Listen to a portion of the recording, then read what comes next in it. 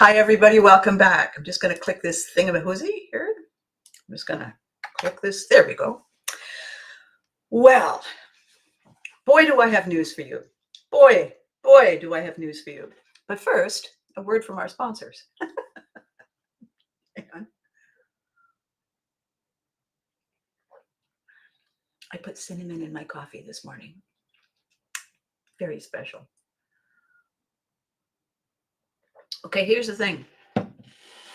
I was looking for something important yesterday, and I flailing around in boxes, and I came across this bag, and I looked at it and I thought, oh my gosh. So one of the remarkable things about Nostalgia Entertainment that Dewey Sound and I talk about all the time is the fact that it's a connecting vehicle. It is a magic wand that when you indicate that you have a special fondness for something, all these people, their little heads come up and they say, oh, you too? So I think I was the first year at the small, the boutique fan con event in Ottawa called Fanatic Con, reasonably titled. And somebody came up to my booth. They heard I was coming, and they came up to my booth, and they had their hand behind their back, and they were all excited. And they said, "I have a gift for you. It's so great to meet you. I have a gift for you." And she was all weirded, right? And so I said, "Oh my gosh, I can't wait. What is it?" And so I'm just going to put them in my hand here so that you can enjoy the living daylights out of them. So this, she handed me 3 palm-sized versions of my original Care Bears. Is that the most adorable thing? I've had people come up since with the bears that they liked, and they've asked me to autograph them. And I mean, here's the thing. There's a little teeny weeny, can you see it? There's a little teeny, there it is. There's a little teeny weeny heart on their body. And so there's not much room really, but there they are. So this is Friend Bear. This looks like a job for Friend Bear. And this is Wish Bear. I wish they'd let me finish. And this is Love-A-Lot Bear. I'm Love-A-Lot Bear. Hello. So here they are. So now, of course, I'm spending way too much time being influenced by Dewey Sean. I now have more collectibles in my office. It's like a thing. So here they are on the desk. I'm just going to put them down so they can sit over here and they're out of the way so we can get on with stuff. Isn't that adorable? All right. So here's the deal. In the middle of Hurricane Milton, I bumped into a lovely fellow who currently lives in Florida. His name is Dewey Sean, and Dewey Sean is the collectible collector. He has this magnificent office. It's not really an office. He calls it a studio, but it's not really a studio. It's more like, really what it is it's floor to ceiling shelves full of Nostalgia Entertainment PhDs. He knows everything. He knows everything about everything and everything. He gets invited to these events and he's walking around. He knows the names of everything. I go to these events and I have no idea what I'm doing or what I'm looking at or who I'm talking to. Fortunately, they usually come to see me, and I know what I'm talking about when I talk about me. So we're kind of good. So Dewey and I were saying, what would be great? This is what would be great.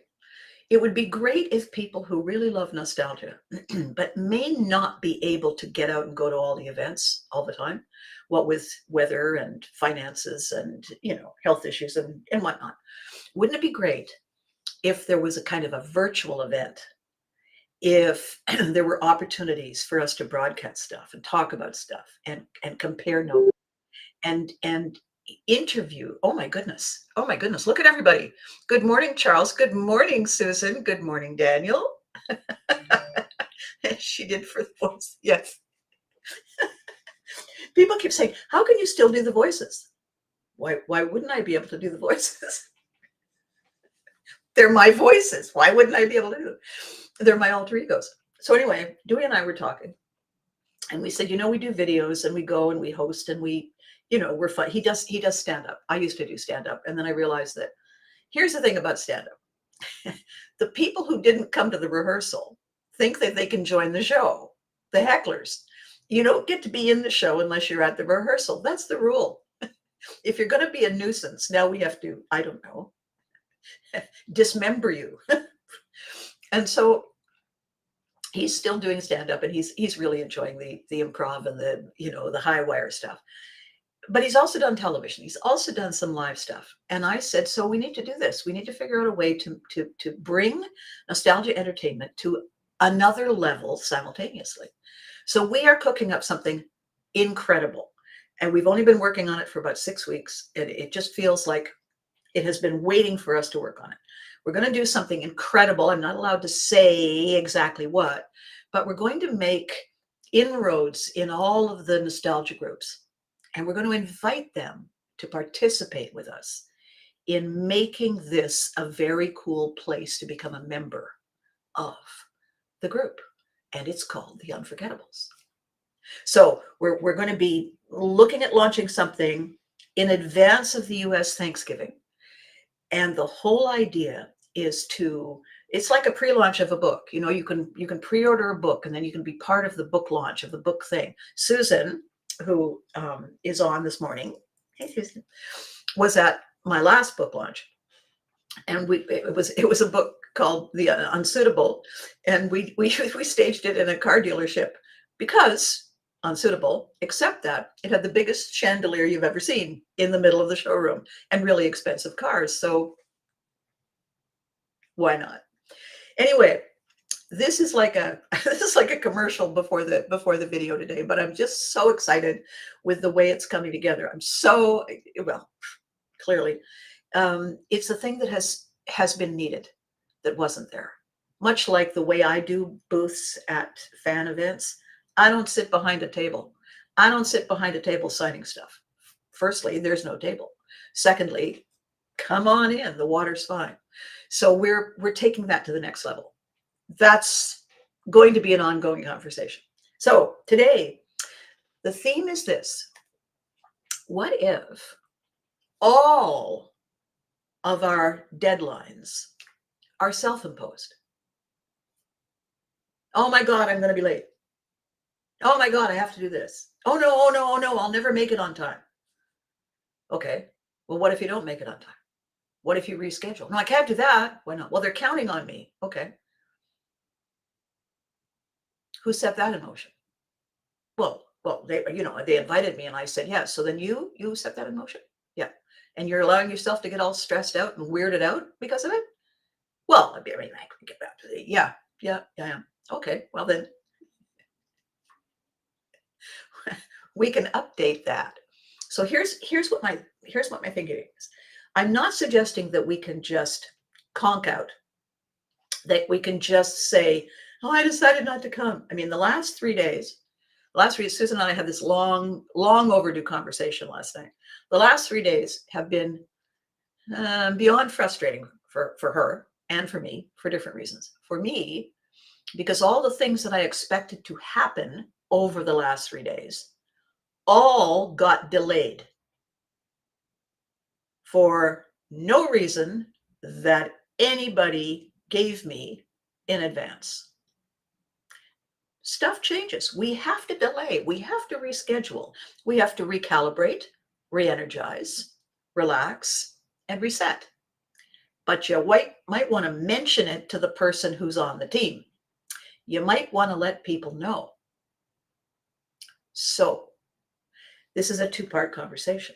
What is the deadline, and why did we set it? What was the intention that we had? Why were we deciding that at 2:00 on Tuesday, this was going to happen? Was it a good idea at the time? Was it a random number we picked? Is there an alternative plan B or C? I'm always, as you know, very fond of door number C. Door number 3, plan C, it takes us out of the if or not. It gives us flexibility. So if we pick a time, are we asking ourselves the important questions? What is it for? Who does it serve? Why does it matter? What does it change? What's in it for me today? What did the voice last night? So sweet. Good morning, Freddie. What is it for? Why are we setting a deadline? What is the goal in setting the deadline? What is it that we hope to achieve? Are we turning a corner? Is it pivotry in motion? Have we got a new idea whose time has come? What are we thinking when we set the deadline? What is it for? Who does it serve? Why does it matter? What does it change? What's in it for me today?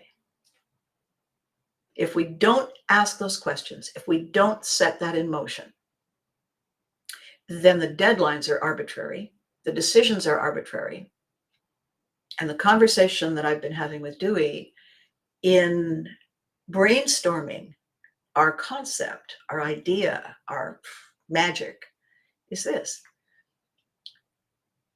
Most people go through life like penguins on a beach. They get a little pebble and they nudge it forward as they take their little steps every day. And sometimes if they have somebody they're sweet on, they present the pebble as a gift. I picture the other penguin. Where are the flowers? Where are the invitations to dinner? What am I doing with a pebble? The other penguin, I brought it all the way from.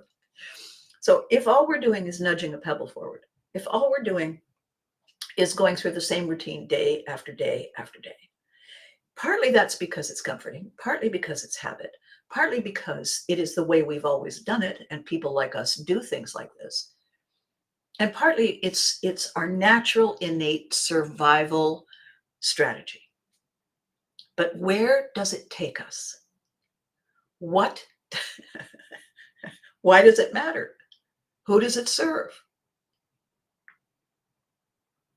What does it change? How is life different? What makes it worth getting up in the morning for? What's in it for me today? If we don't ask those questions, then by the time we're halfway through any of our decades, we're kind of in ho-hum routine. You know, when Susan and I were talking about the children of people she knows, and they set these arbitrary deadlines, you know, by 5 o'clock, I'm going to have a job, you know, in 2 years, I intend to have a family. My sweet almost relative, when I'm 30, I'm going to have this, this, and this. So he has it. He has it. He's been 30 for a couple of years, and it's a very busy life. And I periodically say, how's that working for you? And he says, with a twinkle in his eye, shut up, Abby.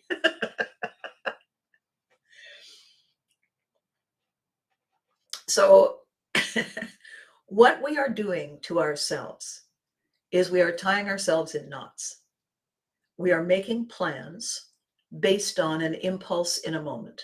Now, I do that all the time. I am the impulse moment girl in the dictionary. Look that up. It's my picture going, because that was my impulse. However, over time, I have practiced and honed and directed my impulses toward a goal. Because I'm using my intuition, much like Susan does. I'm using my intuitive, that feels like a good idea. That feels probably not. And I'm running with that. What none of us what we are not doing right now is thinking about the box in which these decisions should be made. We have been set adrift. We've lost our rudders. The anchor floated away in the outgoing tide of the pandemic. I was talking to Sean Ryan, who's one of these wandering minstrel musician types who works in restaurants and bars, and he's very talented, very popular. And he's saying it's not the same. And I said, well, no, it's not the same. It's not the same for a couple of reasons. When you work really, really, really, really hard at something really, really, really, really awful, at the end of it, you're exhausted. If somebody says, hey, let's go hiking, and you look and you say, what is wrong with you? I'm not even, I'm going to have somebody hold the glass that my wine is in. I'm so tired. I can't even think straight. Let's install new software. Now? No, not now. Tomorrow, when I'm re-energized. We are also mentally and physically and emotionally exhausted, energetically drained from 3 years of trying to figure out what on earth am I supposed to be doing. We're not really capable of doing much more than showing up. And mostly when we show up, we're kind of on autopilot. We're sort of phoning it in. We're making mistakes and we look at it and say, oh gosh, there's another mistake, but we don't really have the energy to fix it. So, we put our elbow on it. We hope nobody noticed, when it would be just as easy to get rid of it. But you know what? Too much work. So, for people like Dewey, who does live shows, stand up, and the events, the fan cons, you want to have people who are in the industry, in the business, constantly looking for new ideas that make it exciting, new ideas that make it feel like the first time. There's a rule in show business, in theater. Every performance that we give is the first time tonight's audience has seen it. This way, tonight, with this audience, creating an influencing energy and chemistry. They could have come every night, but each night is new and different because of the people who are there. When you go to an event like a fan con, and I've talked about this with Dewey endlessly, the organizers themselves were not out of the gate event planners. They were people who have this passion for nostalgia entertainment. And they said to themselves and each other, my uncle's got a barn, let's put on a show. Yeah, how hard can that be? And they find a space and they start small and they tell people, and bring your stuff and we'll look at each other's stuff. It's like a flea market or a garage sale, except that we'll be together. It'll be like a club, all nerds allowed, all geeks all the time on the sign.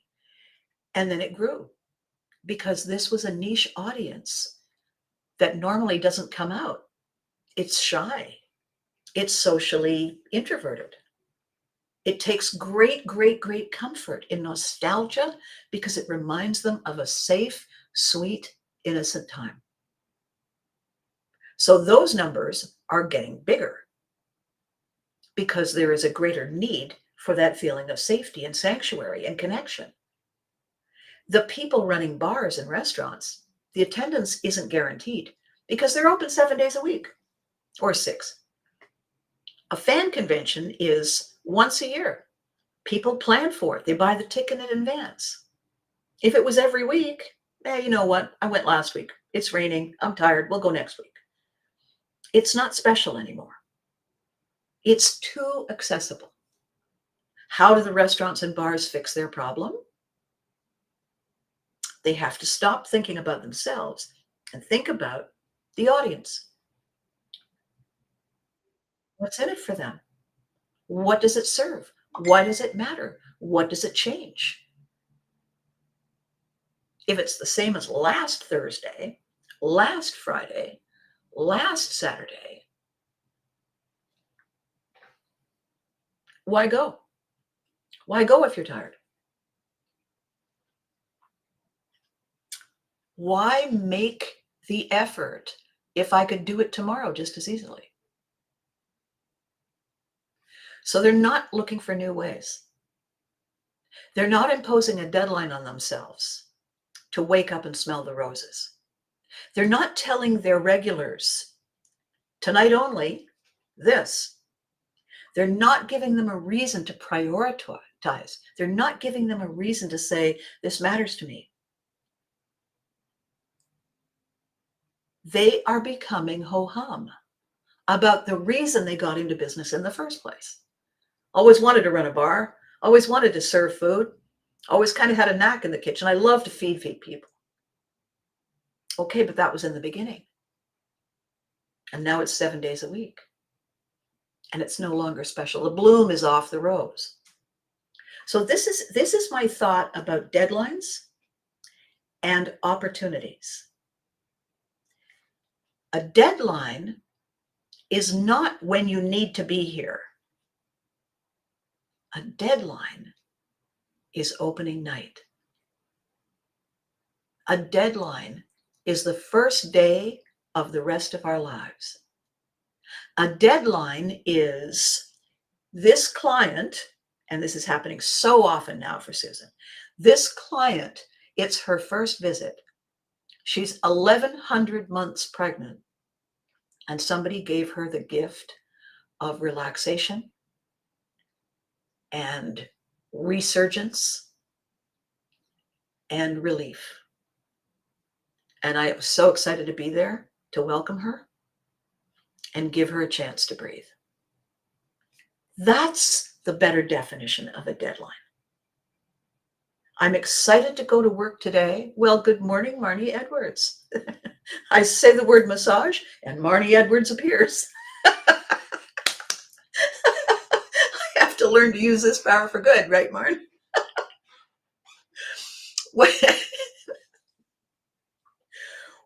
What if a deadline isn't a death sentence?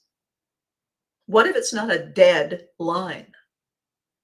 What if it's a live start? What if it's a fresh look? What if it's opening night? Then we can be excited. Then we can say, this is what's in it for me. This is what's going to happen. This is why it matters. This is what it changes. This is who it serves. I'm bringing it. You're receiving it. What could be better than that? And it's just a shift. It's just pivotry in motion. It is saying I can call it that, or I can call it this. And the minute I do that, and the minute I make it magical, people start saying, oh, what is she having? I'll have what she's having. Does it come in blue? And once we awaken our own curiosity, our own excitement, our own anticipation, everything is possible. Everything is possible. I know, because I do it to myself all the time. When Carol Hay and I get together and go for dinner or a drink or something, she always walks a little apart from me. And I say, why are you always all the way over there? I say, are you worried? Do you know something I don't know? And she says, no, I'm watching the reactions. What? To what? What have I done? And she says, it's not what you've done. It's what you're about to do. Because I've inherited a lot of my Viking ancestors' habits and behaviors. And one of the things we were the most famous for was causing the utmost damn astonishment. And I'm very proud of that ability. So the conversation today, because today is the 19th, next week is the week leading up to the beginning of everything, the opening act, the opening night, the first look. I can't believe it. I can't believe how fast it's coming. And I want all of you to get in your heads the idea that whatever we were doing on social media, however we were connecting and experiencing and observing, there was always room for improvement. And the improvement that we are introducing is interaction. live, like this, except that I can't talk to you. We can't have this conversation. I can see what you're writing. I can see what you're thinking. All I can do when I read it is respond, but you're held hostage because you don't got a microphone. So we are working on that. And we're working on putting into position, putting into play the absolute real-time incarnation of click and mortar, where digital meets live, where virtual and reality come together. It happened once before. I wrote a play about it, and it certainly caused the utmost damned astonishment in many, many ways. And that's a story for another day. But because it worked, and because of the excitement we generated, and because of the ripple effect stories that happened after that, and after that, and after that, I knew it would work again. And I have been working toward, waiting for, gazing into the distance at the opportunity the minute I saw it. And I saw it on October the 10th. And here we are. Just barely a month later, we're going to launch. Because when the timing is right, the miracle appears. And it's going to be amazing. So the conversation about deadlines for you to take forward, instead of this being an endless infomercial, the conversation for you to take forward is this. You need to tell me in comments, in messages, however it is that we already communicate, you need to tell me what you've been missing and what you would move heaven and earth to see and do and be. And I will put it on my list. And then Dewey and I will sit down and brainstorm the possibilities. I have the other two crazy guys on my team. One plays golf with a banjo. It's another story. And the other one is a modern day Don Quixote, tilting at his windmills.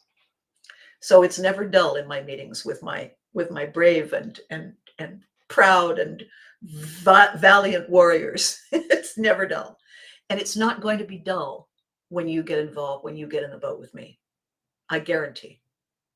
So my deadline, my opening night, my introduction to your opposites is coming soon. My deadline is self-imposed. I am no longer interested in same old, same old. I have always been very excited by, oh, look, much more fun. So your definition of deadline, your job moving forward, is decide why the deadline you're dealing with was something you were willing to buy into. Did you buy in on purpose? Did you buy in consciously, or were you on autopilot when you said, oh, yeah, sure, yeah, okay. Does the deadline fill you with anticipation? No? Then what are you doing? We can always change our deadlines. And if you're struggling with that, contact me. We will fix it. Okay? So, oh my gosh, what time is it? Good heavens, it's only half an hour. I've cut it really short. All right, so I have 4 meetings today, all of them this way, and more to report on Thursday when we're back, because it's kind of a ramping up week. Be good to you. You deserve it. Reinvent your deadline definition. It is yours to own. It is your infinite possibility. Unless it isn't, in which case, reset, revise, rework, It's yours to own. Remember to hug your loved ones. They deserve it too. Thank you so much for watching. You're the ones who make it right.